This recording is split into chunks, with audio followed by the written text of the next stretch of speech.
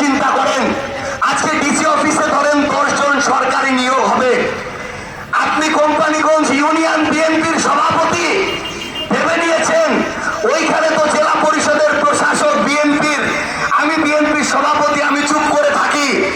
কিন্তু যেদিন 10 জন নিয়োগটা হবে, আপনার মেধাবী সন্তান মেধার বিনিময়ে যে সেখানে টিকে যাওয়ার কথা, আপনি দেখবেন ওই অযোগ্য জেলা পরিষদের প্রশাসক সে টাকা খেয়ে ওইখানে অযোগ্যদের নিয়োগ দিয়ে দিয়েছে।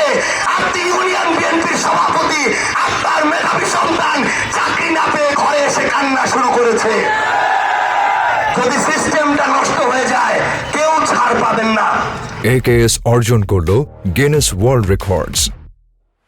AKS আওয়ামী লীগের যদি 100টা লোক ছিল, নৌকায় ভোট দিয়েছে, অপরাধ করে না এরকম 2, 4, 5টা লোক তো ছিল। কেউ কি এবার রেহাই কেউ পেয়েছে? কেউ রেহাই পায় নাই। লজ্জায় মুখ দেখাইতে পারবেন না। এই বাংলাদেশের রাজনীতি করার অধিকার আপনাদেরই ধ্বংস হবে। মানুষের সামনে বলতে পারবেন না যে আপনি এই দল করতেন, আপনার সন্তান কোনদিন আপনাদের পরিচয় দিবে না। আমরা শুধু আপনাদেরকে একটা জিনিস বলি, প্রত্যেকটা সমালোচনা যৌক্তিকভাবে আমরা ততক্ষণ করব যতক্ষণ না এটা ঠিক হয়। এতে আপনি কারো চোখ তুলে নিলেন, কারো বিরুদ্ধে মিথ্যা মামলা দিলেন, কাউকে রক্তাক্ত করলেন, কাউকে রড দিয়ে পিটাইলেন, কারো মুখ বন্ধ করতে বললেন, আমাদের কিচ্ছু আসে যায় না। সম্মানিত কোম্পানিগঞ্জবাসী, আমাদের আগামীর লড়াইটা দলীয় লড়াই না, এটা বিএনপি এনসিপি জামাতের লড়াই না। এই লড়াইটা হচ্ছে ভালো আর মন্দের মধ্যে লড়াই, ন্যায় আর অন্যায়ের মধ্যে লড়াই, জুলুম আর মজলুমের মধ্যে লড়াই, ন্যায় আর অন্যায়ের মধ্যে যে লড়াই।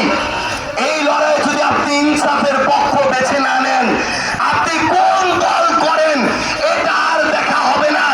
একদিন না একদিন আপনি নিজের পায়ে যে গুড়াল মারছেন, এটার জন্য আপনাকে ওই খারাপ সময়ে পতিত হতেই হবে ইনশাআল্লাহ।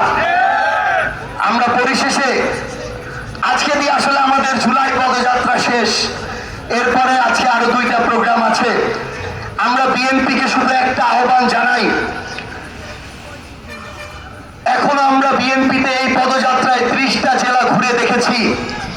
এমন অনেক এমপি আছে যে বিএনপির এমপি না, বেগম খালেদা জিয়া তারেক জিয়ার এমপি না, মেজর জিয়া ধানের শীষের এমপি না, ও হইল নিজের আখের গুছানোর এমপি, ও হইল লুটপাট করার এমপি, ও হইল অর্থ পাচার করে কানাডায় শত শত বাড়ি করার এমপি।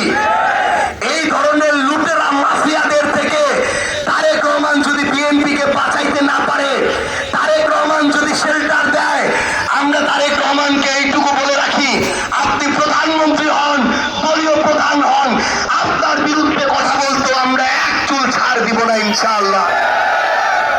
আপনারা আমাদেরও যৌক্তিক সমালোচনা করবেন। আমরা অনেকে আপনাদের সন্তানের বয়সী, অনেকে ভাইয়ের বয়সী, আমরা ভুল করতে করতে শিখছি। যৌক্তিক সমালোচনা করবেন, ভুল ধরিয়ে দিবেন, আমরা সেগুলো সংশোধন করে সামনের দিকে এগিয়ে যাব। কিন্তু মনে রাখবেন, কেউ যদি মনে করেন আমাদের মুখকে আপনি রড দিয়ে বন্ধ করবেন, রক্তাক্ত করে বন্ধ করবেন, তাহলে আওয়ামী লীগের ওই পূর্ব সময়, বিগত 16-17 বছরের সময়ের কথা মনে রাখবেন। শুধু একটা লাইন বলে শেষ করব, পাপ কিন্তু বাপকেও ছাড়ে না।